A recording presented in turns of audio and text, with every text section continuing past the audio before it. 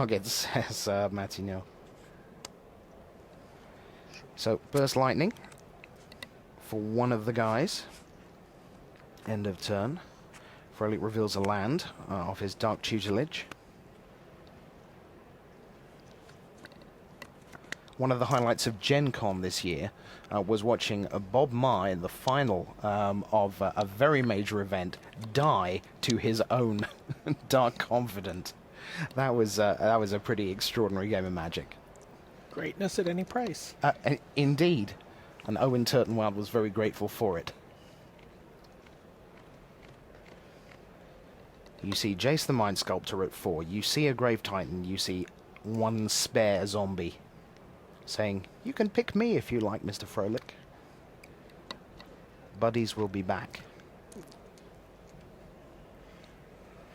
The first Jace is underway in Wafaa Tappa against Cieslinski, and it has gone to the Czechman, who needs, remember, to sweep Wafaa Tappa from here, 0-2 down. Here's Vampire Nighthawk and now Calastria Highborn for Eric. 15, I'm on 20. Just checking, 15 against 20. I imagine this is bounce Nighthawk attack. Seems likely. Gideon Jura is tapped and attacking, by the way, over in the Randall match. That's probably quite a good indicator of heading for 1-1. Although if anyone is going to deal with a situation like that, it'll be PVDDR, who's still got a bunch of cards in hand. He's got 6 cards in hand right now.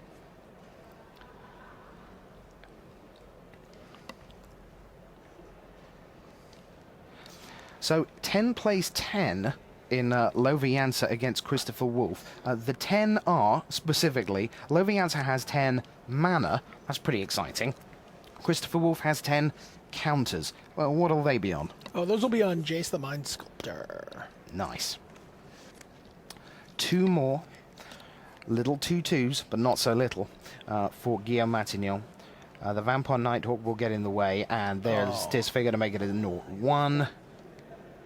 This is all going the Frenchman's way right now.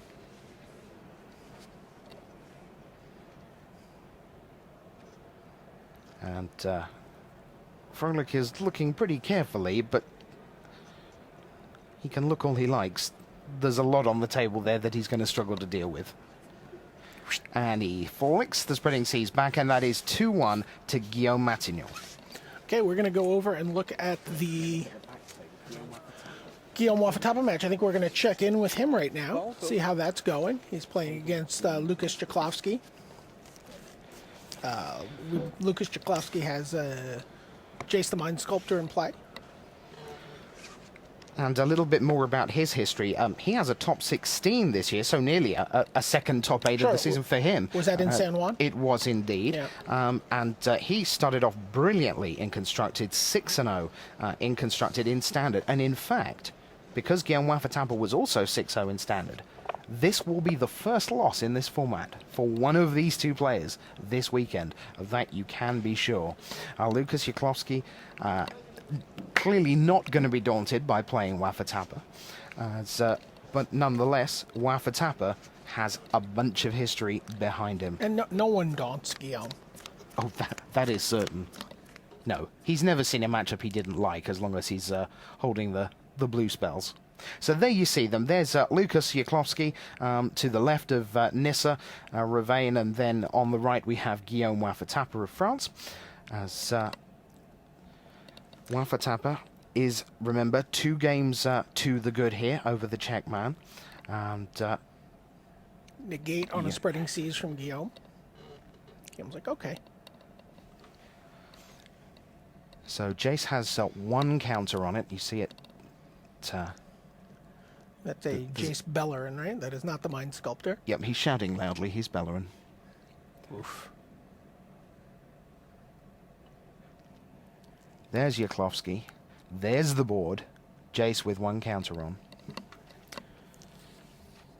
And plenty of land for both, so that Tectonic Edge not doing much right now for Cieslinski.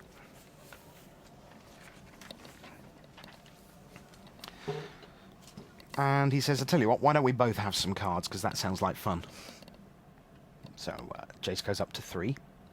So it's 1 for me, 1 for me, 1 for you, and 1 for me. is the pattern. Is that the nursery rhyme? Yes. What all blue control players teach their children. Yes. 1 for me, 1 for me, 1 for you, and 1 for me. That's how you get fat.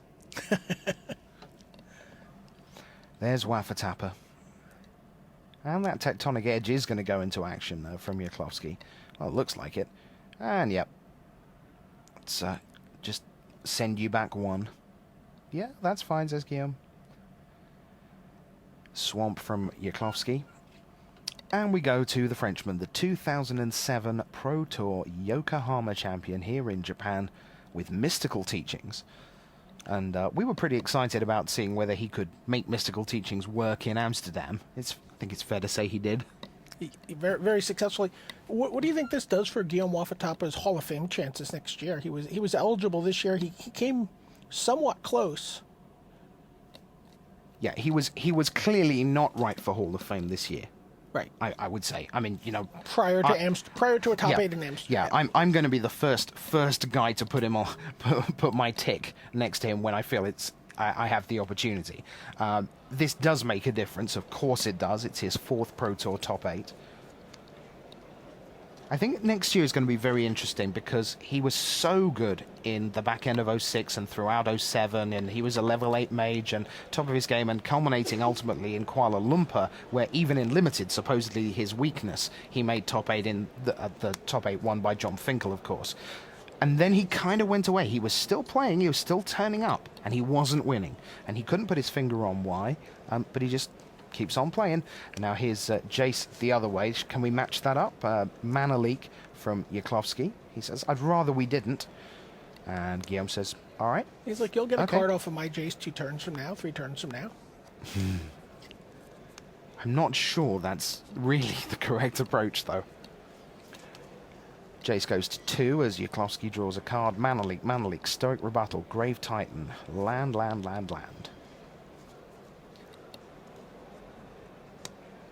So just lays another tap land, and he's going to be looking for a window where essentially he can work around a counter spell from Guillaume Wafaa Tappa and then force through the Grave Titan. Grave Titan, counter your counter. I'm in pole position. I've got a Jace in play. I've got Grave Titan plus chums.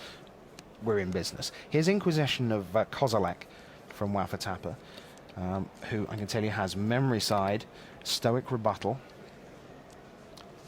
3 land, and AN Other. AN Other being Jace the Mind Sculptor. It's also got a Preordain. Stoic Rebuttal for the Inquisition. Preordain says, sure, go ahead. So we see a Mana Leak and a land. And Guillaume sends them both away. And then draws, a Mana Leak.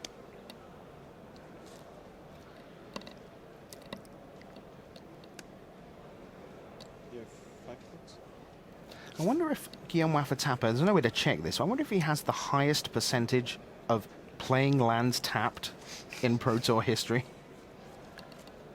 It's like everything he ever does seems to come in at 90 degrees, except for the basic island. The collection of Planeswalker continues for Jonathan Randall. He's just added the Elspeth Total Request live. He has the trilogy.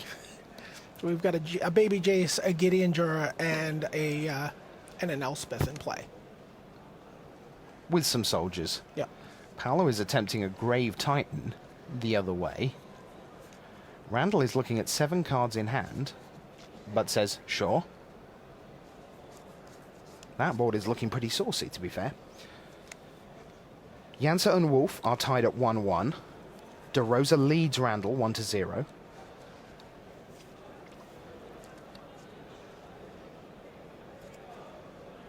Matignon 2-1 up over Eric Froelich.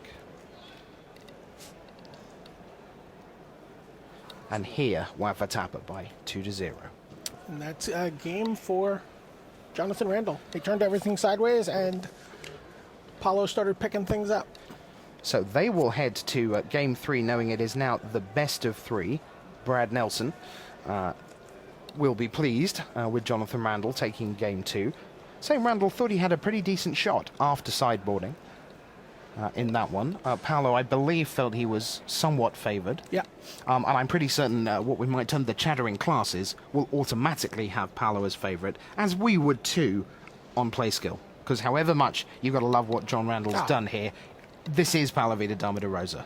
But Paulo's clearly the cream of the crop when it comes to players right now. He's in an elite class of a small handful of people. Yeah.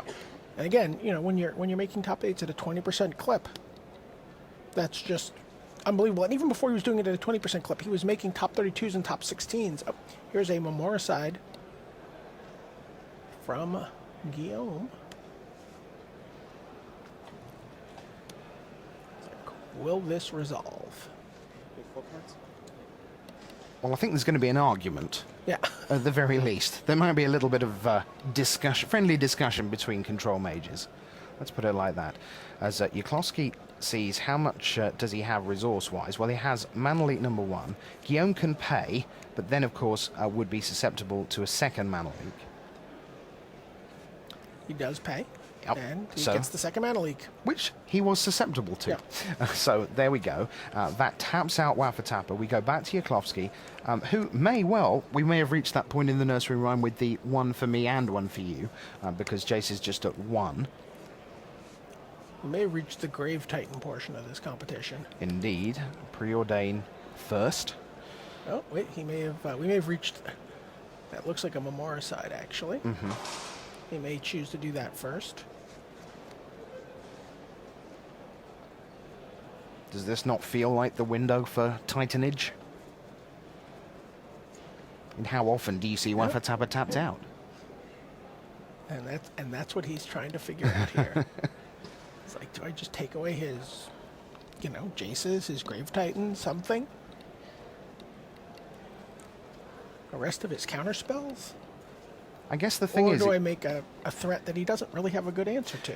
I mean, if you go with the memory side plan, you're basically saying, I'm going to do something bad to you. If you go with the Grave Titan plan, you say, I'm going to do something potentially game-winning to you, but only potentially. Sure, but if he does the Memoricide first, he can take Grave Titans, and then his Grave Titan is just able to come through Sure. unopposed. Says, let's both draw a card. So you would go memory side here? I think I would.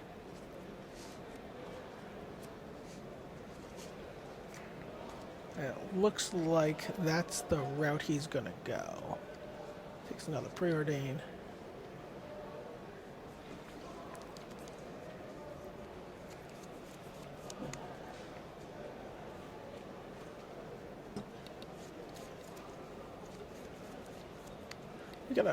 We've got a turn 2 Primeval Titan in the Love Janssen Johnson Christopher Wolf match. Yeah, so that basically involves, well, I'm going to try and make something and you're going to counter it with Mana Leak, and then I'm going to have the Summoning Trap, and ta-da, thank you very much.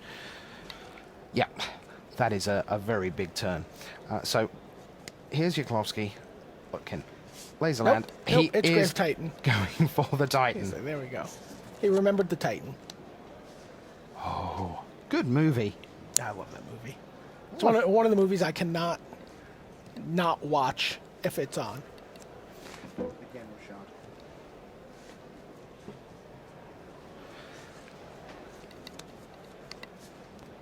Yes, that's the answer against Wolf 2-2, correct? I can tell you that Janssen, you know that Primeval Titan on turn 2 we mentioned about 3 seconds ago? That made it game, set, and match. So that is 2-2. And we are going to head there next, I can tell you. We're going to see the Swede in action against Austria's Christopher Wolf on Table C. Love Janssen from Sweden. Tremendous first top 8 appearance for him. Lucas Cieslinski picks up a game here. The Grave Titan was clearly the correct play. Oh, obviously. Well, it works. We can say that at least, can't we? So let's see if we can take you to Table C, which, as I say, features Love Janssen of Sweden from Linköping. Looks like Linköping, but that's not how they pronounce it. You heard him at the start pronouncing that. He's a level 1. This is his very first Pro Tour. He is no longer a level 1. No, that is... Well, you see, you get 12 points automatically for being in the quarterfinal. Then it's 16 for the semis, 20 for the finalist, a whopping great 25 if you go the whole way. I'll be quite interested to see how Lansar gets on with cards like sorceries and instants and enchantments and things, because his first ever match was the Legion's pre-release, the set that had 100% creatures. So there he is. I'll let you describe what we've got on screen there. Loe is sitting there with the sushi that bites back. We've all been enjoying the fish in sushi in Japan, but this fish is enjoying Loe here. This is a Swedish tradition. And the Swedish player who is doing the best in the tournament gets to wear the shark hat. And so we've seen Bertil Elfgren wearing this hat a lot at recent events. Interestingly, Anton Jonsson refused to wear the hat when he was 5-1 on day one. He had an opportunity. They said, "You're the highest placing Swede at the moment. Would you like to wear the hat?" And he said no. And there may be some karma there. I don't know.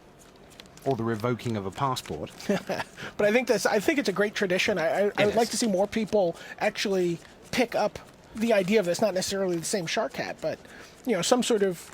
Yeah, let's not have the same shark hat. It's the only way we know who they are.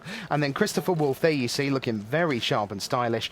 I know he's thrilled to be on camera here. A couple of years ago, he played in the World Championships at Memphis in 2008, and he came running over to me. He said, "Rich, I've had the best draft. I've got 7 Glaze Fiends." He went 3-0 in that draft. The team ended up, I think, top 16, 15th place for them. But now, a couple of years on, I said, well, if you win your last round yesterday, you are certainly going to be in the coverage. You're going to be live around the world, which is what he is now. So we have Lansar with Eldrazi green, Wolf with blue-black control. There you see Lansar's hand. Forest at the front there. Oh, what else have we got going on there? Wolf has opened up with Preordain. In this decider, the winner of this one will play either Guillaume Wafaa Tappa or Lucas Jaklowski, with Wafaa Tappa 2-1 up. I have Preordains on all my monitors, by the way. You know that 2 of those monitors are the same picture, don't but you? the third one is actually the Jonathan Randall match. Indeed. Preordain and Spreading Seas over there. So Wolf in the background. Tezzeret looking on.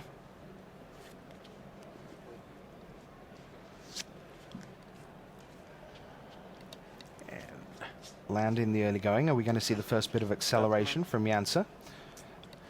Overgrown battlements. Do you mana leak it?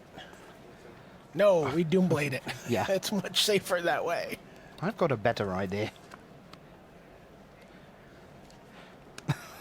There it is.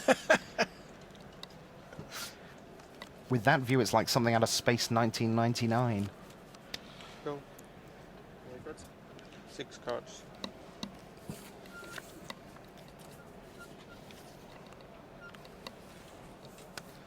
Fourth land for Wolf, past the turn. Mystifying Maze has come down. I was going to say there's Mystifying Maze for Loe, too. The most perplexing of breakfast cereals.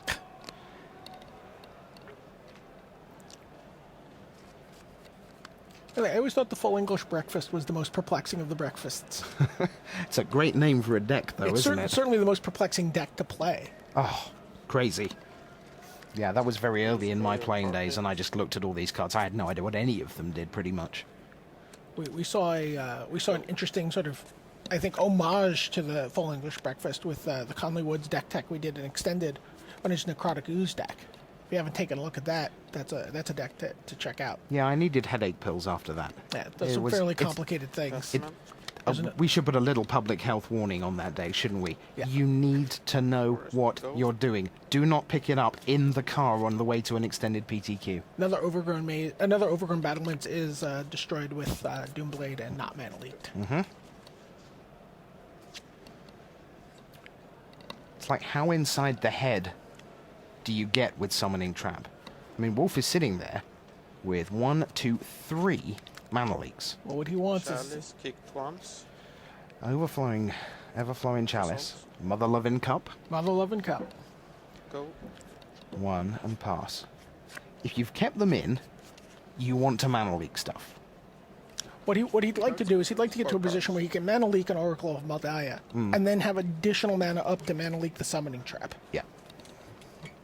which is the point he's at in this game. When Wolf beat Matt Sperling in the penultimate round, there was a pretty epic fist pump, it's fair to say, and noticeable that the Austrian team, and not just the three members of the team, who, by the way, did tremendously well, Christian Gavrilovic, Simon Grunau and Nicky Eigner, but the whole Austrian contingent here have been incredibly supportive with each other. It's been a really good team effort in the full national sense. Level up. Drag a Tree Speaker, level it up. Good to see leveling in constructed. Yeah, And level up. And going to do it again. I like that so much. I will do it again. Yeah, that was fun.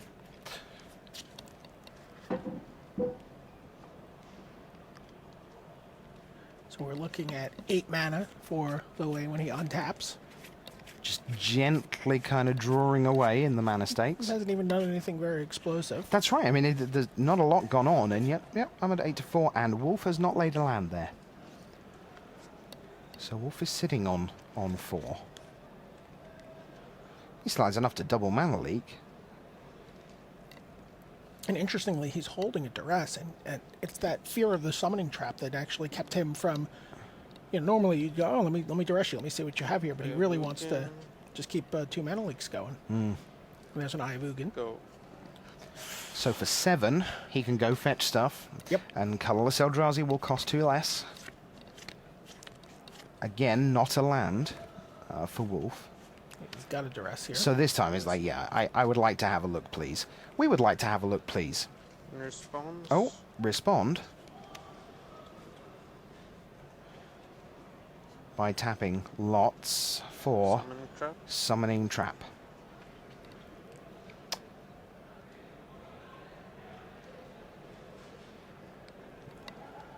That's a bit problematic for Wolf. He so needed a land either last turn or this. He can mana leak this. He can mana leak it. Now he sees Primeval Okay. Titan, and another Summoning Trap. Is that the last card?